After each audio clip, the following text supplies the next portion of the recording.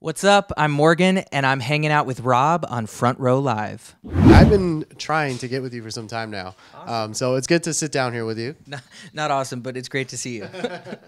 So let's talk about this new single that you're currently promoting right now. Talk to me about the creative process of this single, and how much of an evolution did this single have since you kind of released your debut album like less than a year prior to it? Yeah. So the process was that I had a song called Home that was at radio.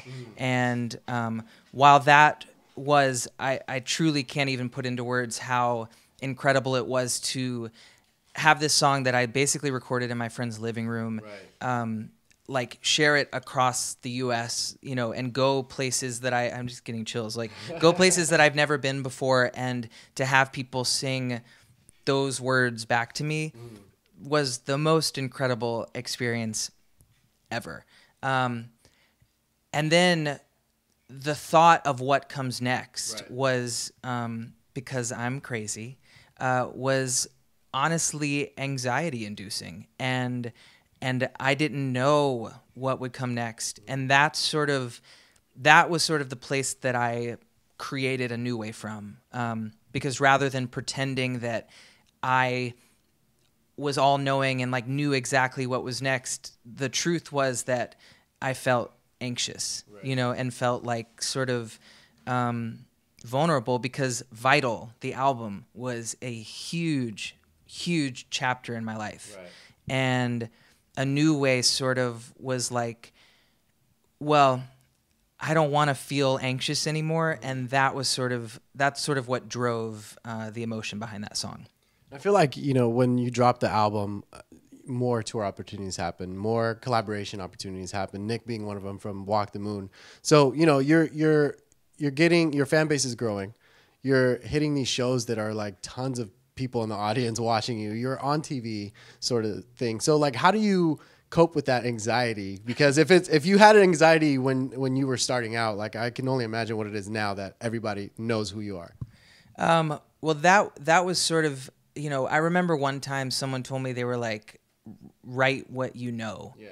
And I think that's actually bad advice, because I feel like I write in order to know, and in order to express, you sort of have to get lost in yourself a little bit, and you sort of have to explore. So, the thing about A New Way, it does say, I don't want to feel anxious anymore, but it also says, like, I remember when I was 14, and I remember when I was a kid who loved to sing. And the truth is, like, that hasn't changed. At my core, I think this helps. I think this helps with my anxiety, is that I realize that I may have anxiety, but I am not my anxiety, if that makes sense. Like, we don't talk enough about how it can be really hard for anybody to go out and put themselves out there, And I've talked to people who are, in their 40s who like tell me that they have trouble like getting out of bed. And I think that it's actually like an epidemic that we don't talk about, So for me, part of how I deal with my anxiety is to realize that it's a part of me, but isn't all of me. Right. Now, you wrote something couple days or a couple weeks ago on your Instagram saying that, like, there's days where you can't get out of bed, and there's days where, look, you're in front of thousands of people performing a show. So, those days that you can't get out of bed, are those days that are basically lost for you, like there's no creation going on, or are those the days that you're actually working on more music because you're stuck by yourself?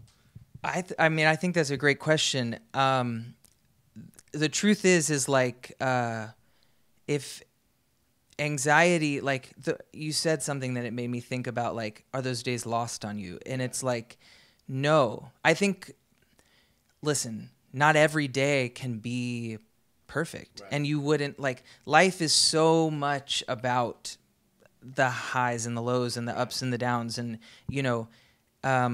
the days that I have anxiety, I feel like there's probably a reason that they exist so that I can move through them, or like, sometimes, sometimes you don't need to like push yourself through it. Sometimes you need to just let it happen and like let yourself feel the anxiety and then sort of move through it. You know, I'm always creating. It doesn't matter if I feel anxious or not. There's some amount of creation that's always happening. Right.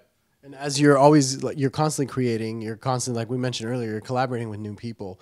How does that kind of inspire and impact like your new material? Love that question. I get inspired by reading. You know, I get inspired by the news. You know, as hard as it is to sort of face the news some days, that's also kind of what inspires me to go out and be hopeful and to be, you know, I'm a queer man from Nashville, Tennessee, and sometimes just existing is a form of rebellion for me, you know? And so, you know, as much as life can be hard sometimes, that's also what motivates me to stand up and keep moving, if that makes sense. No, that does. That does. Now, you know, talk to me about like new material that you're currently working on. Like, do you see, you know, your writing kind of change? Maybe you're trying something different this time around with your writing process. Did I pay you for that question? I love that. You know, for me, Vital is this huge chapter in my life, and I could speak forever on what that process was. Mm-hmm. But also, I can, and I don't know if people can, but I can tell which parts of the music were made before touring, and which parts were made while touring, and through the art of experiencing what it's like to put your music in front of people, and then have them sing with you and have them sort of their bodies react to the music. So a lot of what I wanted to do in this next process was to be a lot more visceral with how I'm feeling. And so for a song like Out of My Mind, which I put out as OMM, Out of My Mind, I remember being in the studio, and the producer that I was working with, I had just gotten off tour, and there was this drum loop going, and it was like, I was like, just loop that drum, and I'm just gonna honestly get on the mic and just like see what comes out. And I just sang and like kind of played around with words that were popping into my head until it just was like, out of my mind, out of my mind, out of my mind. And then I was like, ooh, that is it. Stop. Let's take that. Let's like layer that. That's a moment. And then go back to the top. And it was like, it wasn't like, well, let's write the perfect anything. It was really like, what is on my mind, you know? And I'm sometimes, honestly, I feel crazy, you know? I feel out of my mind, you know? And I think embracing that sort of mess, both, and when I say mess, I think mess has a negative connotation, and I don't mean it negatively. I think embracing this sort of chaos creates a sort of fun, freeing way of expressing oneself. And so, yeah, I think the music I'm making is a bit more free and a bit more expressive of my emotions and a bit more expressive of what I'm feeling right now. Right. And is this, with this new music, is this a new producer as well? Or is this a producer that you've been working with for the past couple of years? Some. A New Way was produced by my friend Ryan Marone, who also produced Home. And the original Home? Okay. Yeah.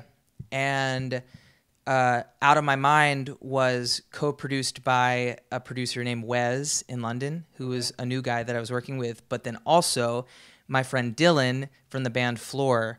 Nice. I'm with them on Thursday, actually, so I guess we're going to have to talk about you. Dylan finished up the production on Out of My Mind. So it's a little bit of like melding new with old and pushing myself forward. Right. And, you know, as you kind of have different producers on each project, each track that you kind of release, like how do they kind of change that creative process for you? I mean, I think I collaborate I collaborate better than I date. And that's true. Sorry. It's sort of a beautiful melding of energies and creation, and then I have one person who mixes. So I sort of create sort of in this sort of free way, and then have my dude in London who helps me pull the rest of the pieces together and mix. That's awesome. Now you're getting ready to go on your first ever headline tour.